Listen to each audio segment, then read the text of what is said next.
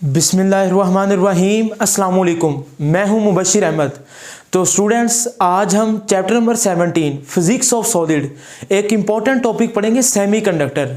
अच्छा, सबसे पहले तो मैं आपको बताऊंगा सेमीकंडक्टर क्या चीज़ है। फिर इसके बाद इसकी हम दो टाइप्स पढ़ेंगे, इंट्रिंसिक सेमीकंडक्टर और एक्सट्रिंसिक सेमीकंडक्टर। और फिर हम पढ़ेंगे कि एक्सट्रिंसिक सेमीकंडक्टर की भी आगे दो टाइप्स हैं, एन टाइप और पी टाइप। तो ये सारी चीज़ें मैं आज आपको पढ़ाऊंगा। आपको पता है कि इससे पिछले ही लेक्चर में मैं आपको एनर्जी बैंड थ्योरी पढ़ा चुका हूं और उसमें मैं बड़ी डिटेल से आपको समझा चुका हूं कि कंडक्टर, इंसुलेटर और सेमीकंडक्टर, इन तीनों में क्या फ़र्क है। तो आप एनर्जी बैंड थ्योरी को ज़रूर समझ के आए। तो आइए फिर स्टार्ट करते हैं। What is semiconductor? तो जी, ए मटीरियल, सेमीकंडक्टर से मुराद एक ऐसा material, A material whose conductivity, a material whose conductivity in between conductor and insulator। तो ये सेमीकंडक्टर की डेफिनेशन आप लोग नोट कर लें। एक ऐसा मटेरियल जिसकी कंडक्टिविटी कंडक्टर और इंसुलेटर के बिटवीन हो। यानी कि आपने पिछले लेक्चर में अगर आप सुन के आए हैं तो मैंने बताया था कि वैलेंस बैंड और कंडक्शन बैंड के दरमियान एनर्जी गैप बहुत कम होता है, यानी कि लेस देन 3 इलेक्ट्रॉन वोल्ट है। ठीक है, तो ऐसा मटेरियल जिसकी कंडक्टिविटी कंडक्टर और सेमी कंडक्टर के, कंडक्टर और इंसुलेटर के दरमियान हो, तो उसको हम सेमी कंडक्टर कहते हैं। यानी कि वो इंसुलेटर के तौर पर भी बिहेव करे और कंडक्टर के तौर पर भी। ये डिपेंड करता है टेम्परेचर के ऊपर। अच्छा बच्चे, अगर आप केमिस्ट्री के पीरियोडिक टेबल में हम देखें ना, पीरियोडिक टेबल के अंदर आप केमिस्ट्री में पढ़ते होंगे, पीरियोडिक टेबल के अंदर ये तकरीबन, अगर आप पीरियोडिक टेबल देखें ना, तो बिल्कुल आखिर में, यानी कि 14 ग्रुप से 14, 15, 16, 17 और 18, जिसको 14 को 4A भी कहते हैं, 14 से लेके 17 तक, यानी कि ये ग्रुप है जिनमें एक सीढ़ी सी बनी होगी, आपको ना एक स्टेयर नजर आ रही होगी जो कि सिलिकॉन से शुरू होती है। ठीक है, तो वो जो पीरियोडिक टेबल में उसने हाईलाइट किया हुआ है ना, सिलिकॉन, जर्मेनियम, और उसके आगे यूं सीढ़ी बनाई हुई है, वो सारे के सारे सेमीकंडक्टर हैं। यानी कि पीरियोडिक टेबल में ये इस चीज़ की निशानदही है। तो आपने अपने केमिस्ट्री की बुक से ना पीरियोडिक टेबल को ज़रूर एक नज़र देख लेना है। तो हमारी बुक में जो ज़्यादातर सेमीकंडक्टर डिस्कस किए गए ना, वो सिलिकॉन और जर्मेनियम है। अच्छा, अब ज़रा देखें, ज़रा तवज्जो से आपने सुनना है। सिलिकॉन और जर्मेनियम, सिलिकॉन और germanium belongs to 4th group of the periodic table. ये मैंने आपको कहा है 14 ग्रुप है जिसको 4A भी कहते हैं। तो 4th group of periodic table, इसको मैं नाम दूंगा। तो जो एलिमेंट जिस ग्रुप में होगा उसके वैलेंस शेल में इलेक्ट्रॉन भी उतने ही होंगे। अब सिलिकॉन और जर्मेनियम ये दोनों सेमीकंडक्टर हैं। अब ये किस ग्रुप में लाई करते हैं? 4th ग्रुप में। सिलिकॉन और जर्मेनियम पीरियोडिक टेबल के 4th ग्रुप है, जो कि आपको 14 नजर आएगा, 14, उसके ऊपर छोटा सा लिखा हुआ 14A, तो उसको आपने 4A। सिलिकॉन और जर्मेनियम दोनों सेमीकंडक्टर हैं, ये पीरियोडिक टेबल के 4th ग्रुप में लाई करते हैं। तो जो एलिमेंट जिस ग्रुप में होगा उसके वैलेंस शेल में इलेक्ट्रॉन भी उतने ही होंगे। तो सिलिकॉन के वैलेंस शेल में 4 इलेक्ट्रॉन होते हैं, 4 इलेक्ट्रॉन, 4 इलेक्ट्रॉन्स। बात समझ आ रही है?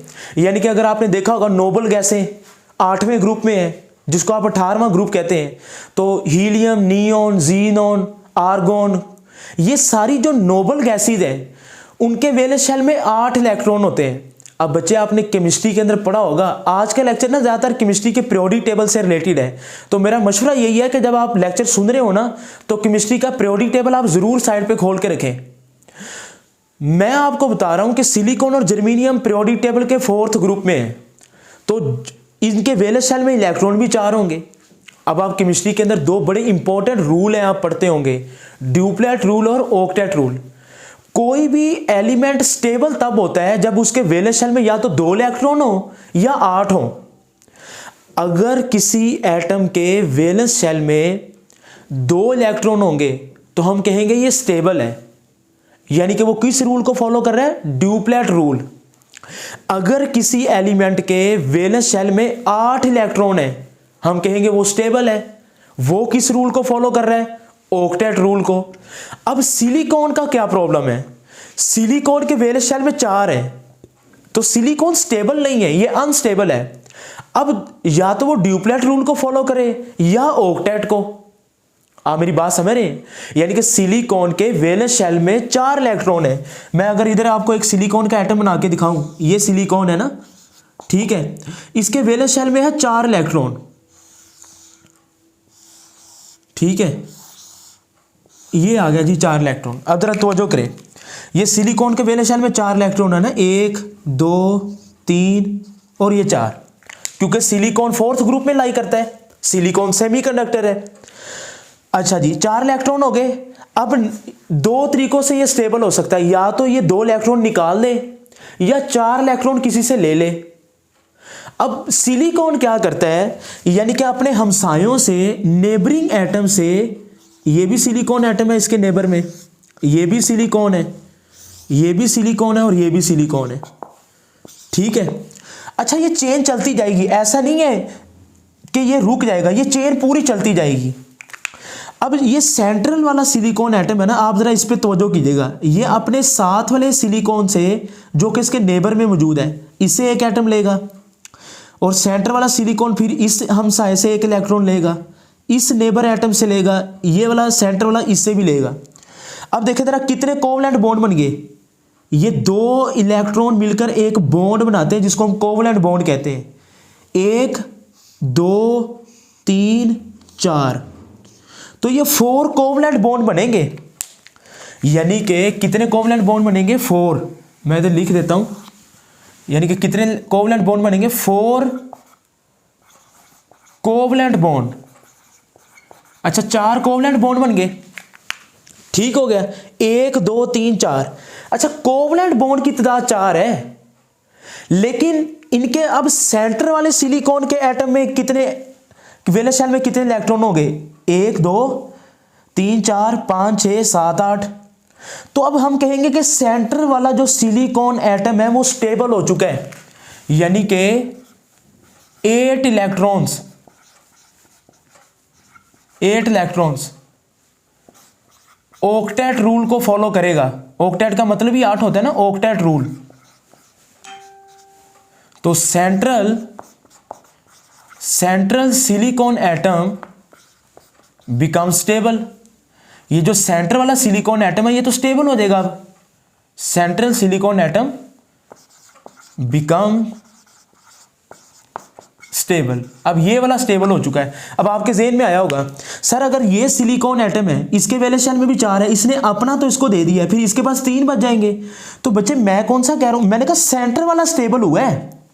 अब ये इसके भी नेबर में होंगे 1 2 3, ये उनसे इलेक्ट्रॉन लेगा, तो ये एक पूरी चेन चलती जाएगी। हम तो सिर्फ एक एटम का स्ट्रक्चर ना, सिर्फ सेंटर वाले सिलिकॉन की मैं बात कर रहा हूं।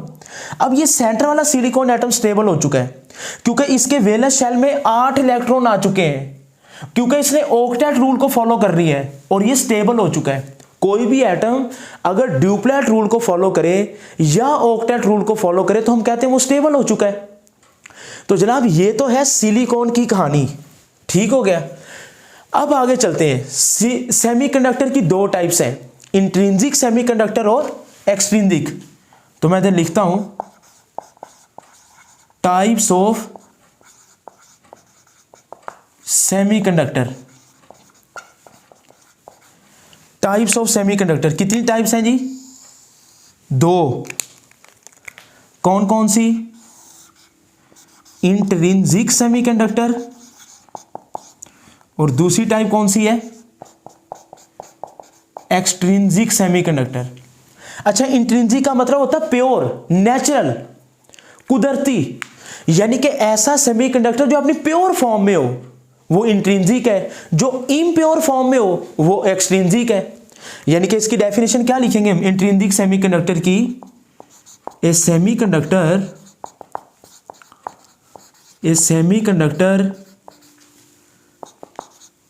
इन इट्स प्योर फॉर्म, प्योर कहते हैं खालस को, a semiconductor in its pure form is called intrinsic semiconductor, ठीक है। और फिर इसकी डेफिनेशन क्या बन जाएगी, एक्सट्रिंसिक।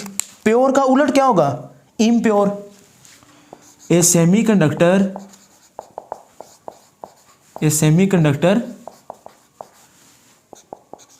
इन इट्स एक्सट्रीमली क्या ले, इम्प्योर फॉर्म।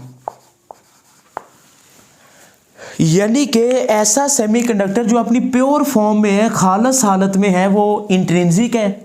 जो ना खालस हालत में है वो एक्सट्रिंसिक है। यानी कि अगर आप कह लें कि अगर आपके पास दूध है, खालस है, तो वो प्योर है, तो वो फिर इंट्रिंसिक है। अगर आपने दूध में पानी मिला दिया है, जो कि अच्छी बात तो नहीं है, बात समझ आई है। दूध में अगर आपने पानी मिला दिया है तो हम इसको कहेंगे ये एक्सट्रिंसिक है, क्योंकि अब ये ना खालस हो गया ना। तो अब दूध में पानी मिलाने के अमल को हम कहते हैं डोपिंग, यानी कि मिलावट कहते हैं ना। एटम की टर्म में हम क्या कहेंगे, डोपिंग। तो इधर फिर मैं आपको पढ़ाऊंगा what is doping.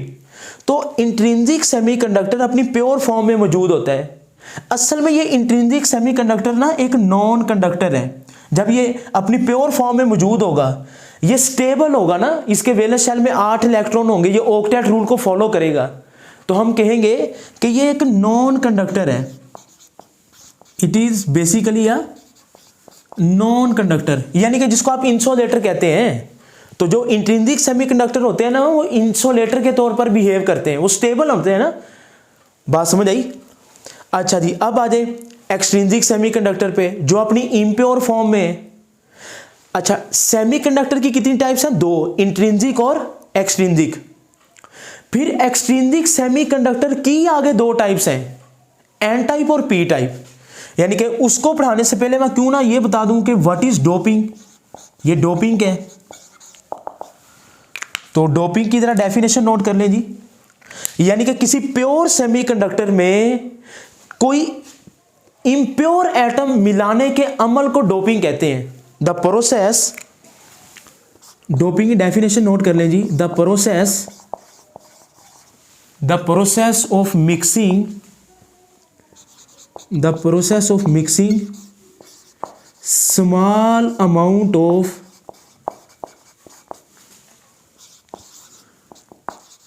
impurity in pure semiconductor,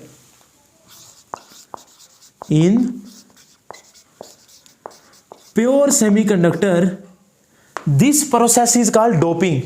और वो जो आप impurity atom शामिल कर रहे हैं ना, this is called dopant and the impurity atom is called dopant and the impurity atom is called, ये इधर मैं लिख देता हूं,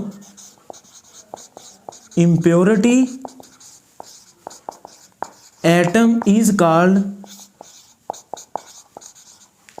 dopant। अच्छा, ये पेपर में ना एमसीक्यू आता है कि आप कितनी इंप्योरिटी ऐड करवाते हैं, बहुत थोड़ी इंप्योरिटी, कितनी, बहुत थोड़ी। मिसाल के तौर पर मैं मिसाल देता हूं, अगर आपके पास ना 40 किलो दूध है, तो आपने उसमें 1 गिलास पानी का मिला दिया है, तो 40 किलो 1 मन बनता है। उसमें 1 गिलास पानी की क्या हैसियत है, कोई हैसियत नहीं है। तो बिल्कुल इसी तरह 10 लाख सिलिकॉन के अगर एटम हो, तो 1 एटम की इंप्योरिटी ऐड करवानी है। इसका मतलब यह है, इसको समझ लें। यानी कि आप केमिस्ट्री में शायद पढ़ते हो, यानी कि बहुत थोड़ी ना ppm या ppb, बात समझ आई। यानी कि वो मिलियन में, बिलियन में, मिलियन एटम्स में 1, बात समझ आई। बिलियन एटम्स में कोई 1 एटम इंप्योरिटी का ऐड करवाना है। यानी कि आपकी बुक वाला कहता है जिसकी रेशो होती है 1:10⁶। यानी कि इसका मतलब पता है क्या है, 10⁶ का मतलब है 10 लाख। 10 लाख यानी कि 10 लाख अगर सिलिकॉन के एटम हो ना, तो 1 इंप्योरिटी का एटम होगा। यानी कि आपको डोपिंग करने से ना, यानी कि डोपिंग करने से, ये इससे रिलेटेड है डोपिंग से, ठीक है। 10 लाख सिलिकॉन के एटम में अगर आप 1 इंप्योरिटी का एटम ऐड करवा दें, तो इस अमल को डोपिंग कहते हैं। और वो जो 1 एटम आपने शामिल किया ना, this atom is called dopant. बात समझ आई? अच्छा, अब सवाल पैदा होता है सर डोपिंग किसकी करवानी है? मेरी बात सुने, हम पढ़ क्या रहे हैं? सेमीकंडक्टर फोर्थ ग्रुप से लाई करते हैं, पीरियोडिक टेबल के चौथे ग्रुप से। Semiconductor belongs to the fourth group of periodic table. अब 4 है ना, वैसे एक कहावत आपने सुनी होगी कि सबसे ज्यादा हक हमसायों का होता है। अब फोर्थ ग्रुप से अगला ग्रुप कौन सा है? 5th। फोर्थ से पिछला कौन सा है? 3rd। तो अगर सिलिकॉन बजाते खुद किस ग्रुप में है? चौथे में। आप मेरी बात समझ रहे हैं? सिलिकॉन सेमीकंडक्टर है, बात समझ आ गई? अगर वो अपनी प्योर फॉर्म में है तो इंट्रिंसिक है, और जब वो अपनी प्योर फॉर्म में है तब तो ये इंसुलेटर है, तब तो ये करंट पास ही नहीं करेगा इसमें से। हम चाहते हैं इसमें से करंट पास करे। अच्छा, डोपिंग करवाने के 2 अमल होते हैं, या तो आप उसको यानी कि बम्बार्डमेंट करें, यूं फेंकें, यानी कि अगर ये है ना तो उसको आप फेंकें इंप्योरिटी एटम को, बम्बार्डमेंट करें। अब ऐसा नहीं है कि हाथ से फेंकना है, मुख्तलिफ टेक्निक्स हैं। बहरहाल आपकी बुक में उसका जिक्र नहीं है तो मैं उस लेवल तक नहीं जा रहा, जरा तवज्जो करें। तो ये चंद बेसिक बातें आपने नोट कर ली है। सेमीकंडक्टर की 2 टाइप्स है, इंट्रिंसिक, एक्सट्रिंसिक। प्योर फॉर्म है तो ये इंसुलेटर है, जिसको मैंने नॉन कंडक्टर कहा है। और ये सेमीकंडक्टर की बेसिक चीजों को आप लोगों ने नोट कर लें, ठीक है? 4 कोवलेंट बॉन्ड है। 4 कोवलेंट बॉन्ड मतलब 4 सिंगल कोवलेंट बॉन्ड भी आप किसे कह सकते हैं। आप केमिस्ट्री में पढ़ते होंगे ना, सिंगल कोवलेंट बॉन्ड, डबल और ट्रिपल। इसका मतलब 8 इलेक्ट्रॉन है ना, 1 2 3 4 कोवलेंट बॉन्ड, और दो इलेक्ट्रॉन मिलके एक बॉन्ड बनाते हैं ना, तो 1 2 3 4, ठीक है? तो अगर वो हम प्योर सेमीकंडक्टर के अंदर 10 लाख सिलिकॉन के एटम हो, उसमें एक एटम मैं ऐड करवा दूं कोई इम्प्योर, बात समझ आई? तो इसको हम कहते हैं doping, and the atom is called dopant. 10 lakh million billion में, यानी कि 2 मन दूध हो उसमें 1 गिलास पानी का, बहुत कम है। तो डोपिंग करने से इतने हजारों लाखों एटम में सिर्फ एक एटम की हैसियत ही क्या है, लेकिन ऐसा करने से आपकी कंडक्टिविटी इंक्रीज कर जाती है। आप लोग साइड पे लिख लें, डोपिंग इंक्रीजेस द कंडक्टिविटी, यानी कि डोपिंग करने से 10 लाख सिलिकॉन एटम में अगर आप एक एटम करवाएंगे ना ऐड, तो ऐसा करने से उसकी कंडक्टिविटी इंक्रीज कर जाएगी। अब फिर बात वही आती है, सर एटम किस ग्रुप का शामिल करना है? वही तो बताने लगा हूं। सेमीकंडक्टर की 2 टाइप्स, इंट्रिंसिक और एक्सट्रिंसिक। फिर एक्सट्रिंसिक सेमीकंडक्टर की आगे 2 टाइप्स हैं, एन टाइप और पी टाइप। एन से मुराद नेगेटिव, पी से मुराद पॉजिटिव। मेरी बात समझ रहे हैं? अब वो मैं आपको पढ़ाता हूं कि ये इनमें क्या फर्क है। सिलिकॉन किस ग्रुप में है? 4th में। 4th से अगला 5th, 4th से पिछला 3rd। अगर सिलिकॉन 5वें ग्रुप से कोई इंप्योरिटी एटम लेता है तो ये पेंटावेलेंट है। अगर सिलिकॉन पीछे से 3rd ग्रुप से कोई इंप्योरिटी एटम लेता है तो ये ट्राईवेलेंट है। तो अगर मैं 5वें ग्रुप की इंप्योरिटी ऐड करवाता हूं तो उसको मैं कहूंगा पेंटावेलेंट इंप्योरिटी।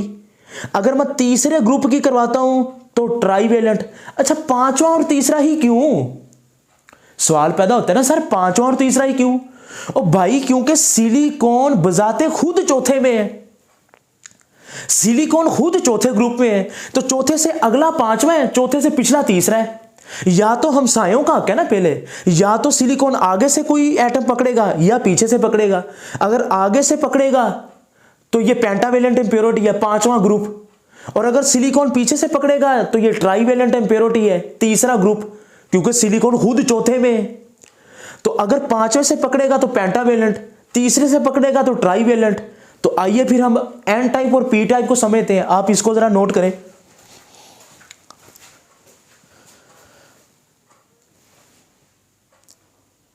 तो जी बेटा, सेमीकंडक्टर की 2 टाइप्स हमने पढ़ ली हैं, इंट्रिंसिक सेमीकंडक्टर और एक्सट्रिंसिक। अब आगे बारी जनाब एक्सट्रिंसिक की आगे 2 टाइप्स हैं, एन टाइप सेमीकंडक्टर और पी टाइप। अच्छा याद रखें, ये वाला लेक्चर जब चैप्टर नंबर 18 हम पढ़ेंगे इलेक्ट्रॉनिक्स का, पी एन जंक्शन, ये उस चीज की बेस है। तो अगर आपने एन टाइप और पी टाइप समझेंगे ना तो आपको वो चीज फिर आपको सही समझ आएगी, पी एन जंक्शन, डायोड। तो ये सारा लेक्चर आज का बड़ा जरूरी था। एन टाइप सेमीकंडक्टर, एन का मतलब नेगेटिव, पी का मतलब पॉजिटिव। अच्छा, अगर 5 सिलिकॉन किस ग्रुप में है? चौथे में। चौथे से आ गए पांचवा, तो पांचवें ग्रुप को मैं क्या कहूंगा? Pentavalent. Pentavalent impurity, pentavalent impurity. अच्छा जी, चौथे से आगे पांचवा, चौथे से पीछे तीसरा, तो ट्राईवेलेंट, ट्राईवेलेंट इंप्योरिटी। तो ये जो नंबर 2 पे आपको लिखे एटम नजर आ रहे हैं ना, बिस्मिथ, फास्फोरस, आर्सेनिक, एंटीमनी, ये पीरियोडिक टेबल के 5वें ग्रुप के एलिमेंट हैं। यानी कि आप इनमें से कोई भी एक इंप्योरिटी एटम ऐड करवा दें। बात समझ आई? मिसाल के तौर पर आपकी बुक में लिखा हुआ फास्फोरस, पी का मतलब है फास्फोरस, ठीक है। अब ये देखें, फास्फोरस किस ग्रुप से है? 5वें से। फास्फोरस 5वें से ना, तो इसके वैलेंस शेल में कितने इलेक्ट्रॉन होंगे? 5। तो ये क्या करेगा, इधर भी एक सिलिकॉन है, इधर भी सिलिकॉन है, इधर भी सिलिकॉन है और इधर भी सिलिकॉन है, ठीक है। तो ये सिलिकॉन, सिलिकॉन, सिलिकॉन, सिलिकॉन। अब ये फास्फोरस है ना, ये इंप्योरिटी एटम है। वो जो मैंने बताया था कि 10 लाख अगर सिलिकॉन एटम हो तो एक इंप्योरिटी एटम, तो ये वो एक इंप्योरिटी एटम है। ये सिलिकॉन चौथे से है, चौथे से आगे पांचवा, तो मैंने 5वें ग्रुप की इंप्योरिटी ऐड करवा दी। तो पी द फास्फोरस, पी कौन से ग्रुप से है? 5वें से। ये पेंटावेलेंट इंप्योरिटी है। तो अगर 5वें से है तो उसके वैलेंस शेल में कितने इलेक्ट्रॉन होंगे? 5। तो ये देखें, सिलिकॉन अपना फास्फोरस एक इलेक्ट्रॉन इसको देगा, दूसरा इसको, तीसरा इसको, चौथा इसको। अब फास्फोरस के पास एक इजाफी भी है। ये जो 4 तो इसने दे दिए, लेकिन 5वां किधर जाएगा? 5वां तो फ्री पड़ा रह जाएगा।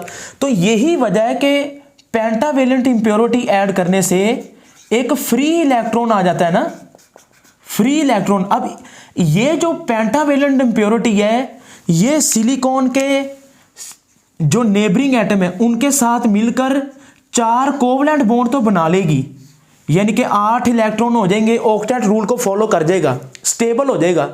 लेकिन फास्फोरस का जो पेंटावेलेंट इंप्योरिटी है, जो 5वें ग्रुप से बिलोंग करता है, उसके पास एक इलेक्ट्रॉन तो इजाफी है। अब इसके पास इलेक्ट्रॉन देने की कैपेबिलिटी है, तो इसी वजह से इसको डोनर इंप्योरिटी कहते हैं। इसी वजह से इसको क्या कहते हैं जी?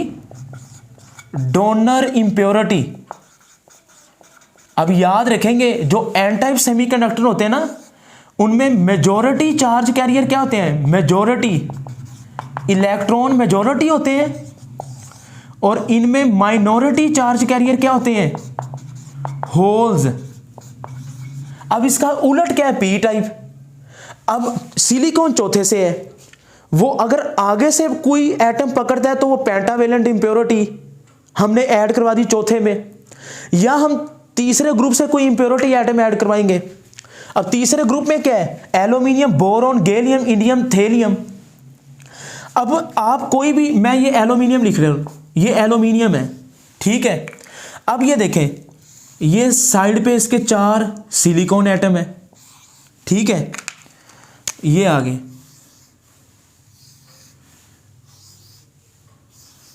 ये देखें। अच्छा, अब ये भी सिलिकॉन है, ये भी सिलिकॉन है, सिलिकॉन, सिलिकॉन। अब जरा देखें, मैंने सिलिकॉन एटम्स के दरमियान कौन सा इंप्योरिटी एटम ऐड करवाया? एल्यूमिनियम। एल्यूमिनियम किस ग्रुप से है? तीसरे ग्रुप से, इसलिए मैं इसको ट्राईवेलेंट इंप्योरिटी कहूंगा। अगर एल्यूमिनियम तीसरे ग्रुप में है तो उसके वैलेंस शेल में कितने इलेक्ट्रॉन? 3, क्योंकि जो एटम जिस ग्रुप से उसके वैलेंस शेल में उतने इलेक्ट्रॉन। तो एल्यूमिनियम क्या करेगा? अपना एक इलेक्ट्रॉन इसको दे दिया, एक इसको, एक इसको। अब सिलिकॉन ने अपना एक इलेक्ट्रॉन इसको देके इसके साथ कोवलेंट बॉन्ड बना लिया, इसके साथ भी कोवलेंट बॉन्ड बन गया, इसके साथ भी। अब ये जो सिलिकॉन का एटम है, ये तो बेचारा इधर उधर देख रहा है कि भाई एल्यूमिनियम कहेगा भाई मेरे पास तो 3 ही थे, मैंने दे दिए, 1 2 3। ये वाला कहेगा भाई मुझे भी तो कुछ दो, इसके पास तो फ्री यानी कि होल है, ये तो होल है, खाली जगह पड़ी हुई है। तो ये जो खाली जगह है ना, होल क्या कहते हैं? जिसको आप पॉजिटिव चार्ज कहते हैं। अब क्या होगा? ये बेचारा इधर उधर देखेगा तो एन टाइप कहेगा यार मैं जो हूं मेरे पास एक इजाफी पड़ा हुआ, मेरे से इलेक्ट्रॉन ले ले। अब ये इलेक्ट्रॉन दे सकता है तो ये डोनर है, इसको इलेक्ट्रॉन चाहिए ताकि वो इस होल को फिल करके कोवलेंट बॉन्ड बना दे, तो ये एक्सेप्ट करेगा। तो पी टाइप इंप्योरिटी को यानी कि हम एक्सेप्टर इंप्योरिटी कहते हैं। तो दिस इज एक्सेप्टर इंप्योरिटी। बात समझ आई आपको? तो ये डोनर है, ये एक्सेप्टर है। अब पी टाइप के अंदर होल्स ज्यादा होंगे, इसका उलट है ना, तो मेजॉरिटी तादाद में क्या होंगे? मेजॉरिटी होल्स मेजॉरिटी हैं और माइनॉरिटी कम तादाद में क्या होंगे? इलेक्ट्रॉन्स। इलेक्ट्रॉन्स माइनॉरिटी हैं, इसका उलट है।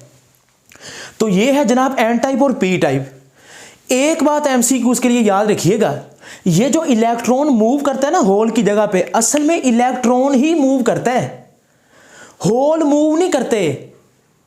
बच्चे मैं इसकी मिसाल देता हूं, अगर 10 लोग चेयर पे बैठे हुए हैं, चेयर 10 हैं और बंदे हैं 9, तो अगर मैं उन 9 बंदों को कहूं यार आप एक एक अपनी अपनी चेयर छोड़ के जरा आगे चले जाएं, ठीक है, वो इधर आगे आगे, आपको लगेगा ये वाली चेयर खाली होगी है, फिर ये वाला बंदा इधर आ गया पहली जगह पे।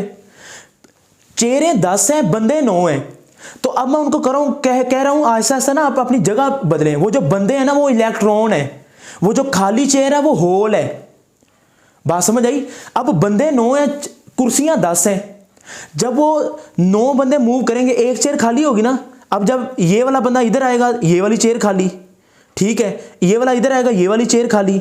जैसे जैसे वो बंदे आगे मूव करते जाएंगे, अब मूव कौन कर रहा है? इलेक्ट्रॉन। आपको जब बंदे मूव करते नजर आएंगे ना तो आपको लगेगा यार जिस तरह पहले ये वाली चेयर खाली थी अब आहिस्ता आहिस्ता ये वाली चेयर खाली होगी है। आपको लगेगा जिस तरह चेयर मूव कर रही है, हालांकि चेयर मूव नहीं कर रही, मूव बंदे ही कर रहे हैं। बिल्कुल इसी तरह भाई मूव इलेक्ट्रॉन ही करता है, होल मूव नहीं करते, होल मूव नहीं करते, मूव इलेक्ट्रॉन ही करता है। बात समझ आ रही है? तो ये एन टाइप और P type important long question के तौर पर आता है। तो ये मैंने आज आपको सेमीकंडक्टर, उसकी 2 टाइप्स, इंट्रिंसिक एक्सट्रिंसिक, फिर एक्सट्रिंसिक की आगे 2 टाइप्स एन टाइप और पी टाइप समझाया। एक एमसीक्यू आपने याद रखना है, एन टाइप और पी टाइप के ऊपर जो नेट चार्ज होता है ना, net charge on an type is 0, net charge on P type is 0। अब इसका मतलब क्या है? नेट चार्ज 0 का मतलब क्या है भाई? नेट चार्ज का मतलब है कि एन टाइप सेमीकंडक्टर के अंदर जितने नंबर ऑफ प्रोटॉन है उतने ही नंबर ऑफ इलेक्ट्रॉन है। नंबर ऑफ प्रोटॉन और इलेक्ट्रॉन की तादाद बराबर है, तो इसका मतलब है atom as a whole neutral है। अब आपके ज़हन में आएगा सर जब हमने इंप्योरिटी ऐड करवाई है फास्फोरस की 5वें ग्रुप की, तो एक इलेक्ट्रॉन इजाफी नहीं हो गया? और भाई नहीं, इलेक्ट्रॉन इजाफी हुआ है तो उसकी जगह पर प्रोटॉन भी तो इजाफी हो गया ना। As a atom whole neutral है। बात समझ आई? इलेक्ट्रॉन की तादाद बड़ी है लेकिन प्रोटॉन और इलेक्ट्रॉन की तादाद सेम है। तो यही वजह है कि एमसीक्यूज पेपर में आता है कि एन टाइप और पी टाइप के ऊपर जो नेट चार्ज होता है वो 0 होता है। और ये आपकी एक्सरसाइज के 18वें चैप्टर की एक्सरसाइज का 5वां छठा शॉर्ट क्वेश्चन भी है। The net charge on the N type semiconductor and P type semiconductor is 0। Net charge 0 का मतलब है एटम न्यूट्रल है। एटम न्यूट्रल का मतलब है नंबर ऑफ प्रोटॉन और नंबर ऑफ इलेक्ट्रॉन की तादाद बराबर है। तो ये है जनाब आज का लेक्चर। आई होप कि आपको आज का लेक्चर अच्छा लगा होगा। कमेंट सेक्शन में फीडबैक दें, वीडियो को लाइक करें, आगे शेयर करें ताकि ये इल्म का सफ़र आगे भी चले और दोस्तों का भी भला हो। मुबशर अहमद को दें इजाज़त। अल्लाह हाफिज़।